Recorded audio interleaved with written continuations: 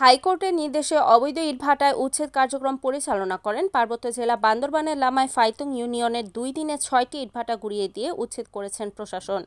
বুধবার বৃহস্পতিবার সকাল থেকে বিকাল পর্যন্ত ফাইতুং ইউনিয়নের দুর্গম পাহাড়ি এলাকার বিভিন্ন স্থানে বান্দরবান জেলা প্রশাসক শামীম আরা রিনির নির্দেশনায় অভিযান চালিয়ে গুড়িয়ে দেওয়া হয়। এতে ভ্রাম্যমাণ আদালত পরিচালনা করে উপজেলা নির্বাহী কর্মকর্তা ও এক্সিকিউটিভ ম্যাজিস্ট্রেট মোহাম্মদ মঈনুদ্দিন অভিযানে উপস্থিত ছিলেন। জেলা প্রশাসনের সিনিয়র সহকারী কমিশনার ও নির্বাহী ম্যাজিস্ট্রেট আব্দুল্লাহ খায়রুল ইসলাম চৌধুরী, পরিবেশ অধিদপ্তরের সহকারী পরিচালক মোহাম্মদ রেজাউল করিম, পরিবেশ অধিদপ্তরের পরিদর্শক মোহাম্মদ নুরুদ্দিন। অভিযানের সহযোগিতায় ছিলেন লামা ফায়ার সার্ভিস ও থানা পুলিশ ও প্রশাসনের কর্মকর্তা ছাড়াও আইনশৃঙ্খলা বাহিনী সহ প্রমুখ।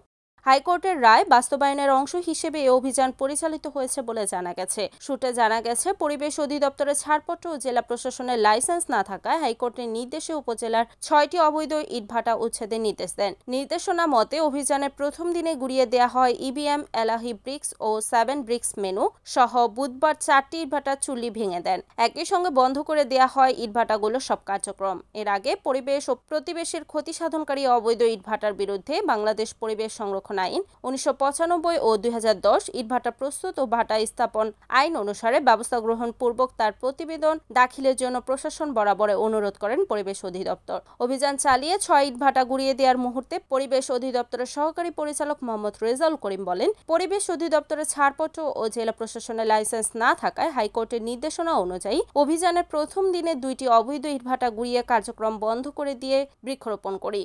পর্যায়ক্রমে অন্য 4টি অবৈধ ইটভাটাও গুড়িয়ে দিয়ে উচ্ছেদ করা হবে।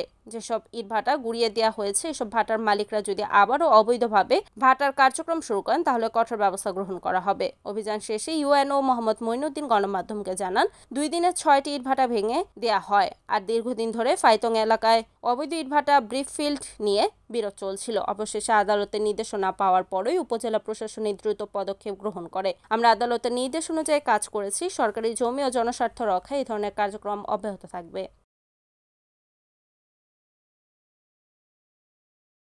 রিপোর্ট মোহাম্মদ ইসমাইলুল করিম, এনএএন টিভি, বান্দরবান।